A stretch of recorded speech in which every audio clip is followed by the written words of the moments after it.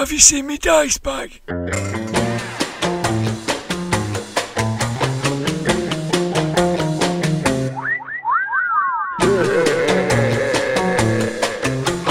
Grognard Files. Hello, my name is Dirk the Dice, host of the Grognard Files podcast, where we talk bobbins about tabletop RPGs from back in the day and today. I did an unboxing video when I received RuneQuest Classic following a Kickstarter campaign to re-release the 2nd edition rules in a cleaned up format. Now, 2 years later, RuneQuest is back again with a new version which brings the game home to Glorantha.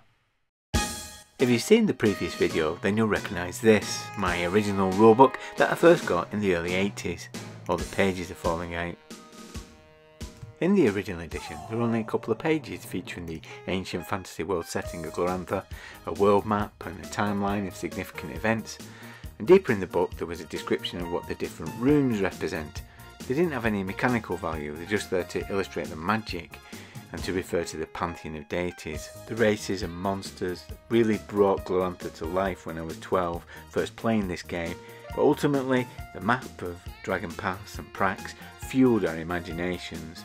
All of our adventures were set in and around Apple Lane.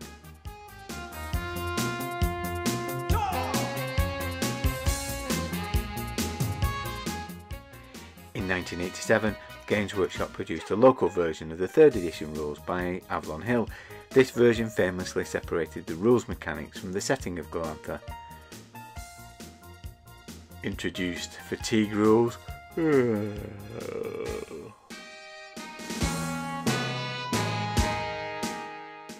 and as well as brews, it introduced orcs to the bestiary, or Orcanthropus Piltdowni. We produced our own world. Racklash is where I set the RuneQuest postal game as well as our campaign. And if you turn it round, it doesn't at all look like Dragon Pass and Prax. I've been excited about the new edition for years. I've got my hands on the preview edition and the PDF has been around for a couple of months, but the hard copy has finally arrived.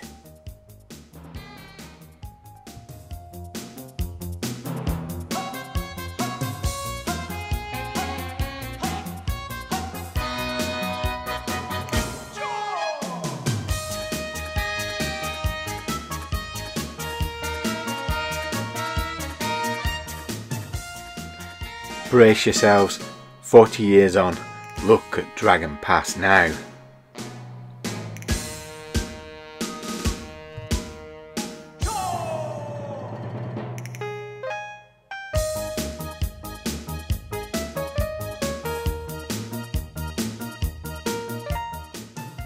This book is exquisitely illustrated and perfect for discovering Glorantha.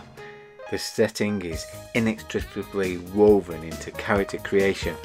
Runes are part of the building blocks for adventurers, driving personality, relationships with gods and with others.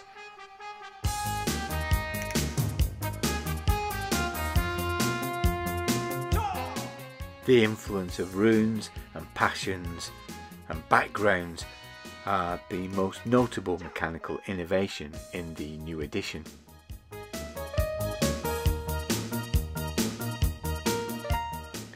The gazetteer here is all you'll need to get adventuring in Glorantha.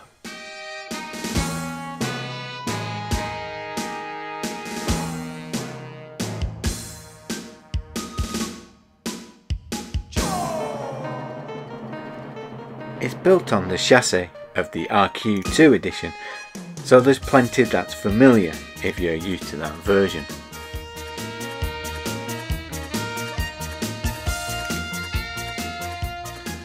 Percentile dice resolution is at the heart of it.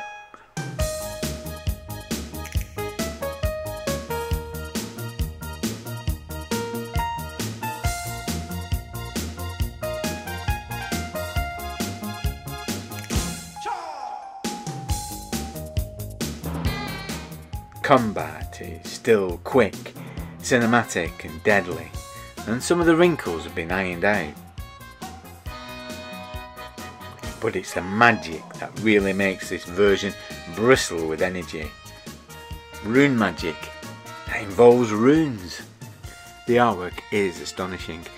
There's dramatic manifestations of the gods, but it's the depictions of everyday life in Glorantha that I like the best. And the maps. I did mention the maps, didn't I?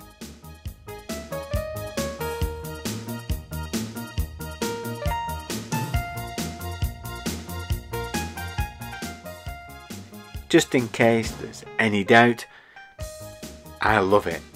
Now I've been schlepping around the quick start version from town to town, and I think it's time that I settle down on a campaign.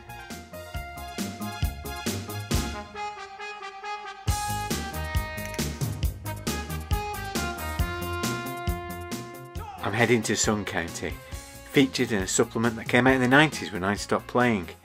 I'm looking forward to creating adventures with Spartans in the Wild West.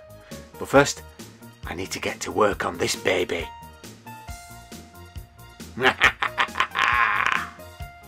Listen to the Grognard Files podcast at thegrognardfiles.com to hear more about my experiences of playing RuneQuest. There's discussion, interviews and actual play. RuneQuest features in episodes 1, 10 and 22. Adios amigos. Have you seen me dice bag?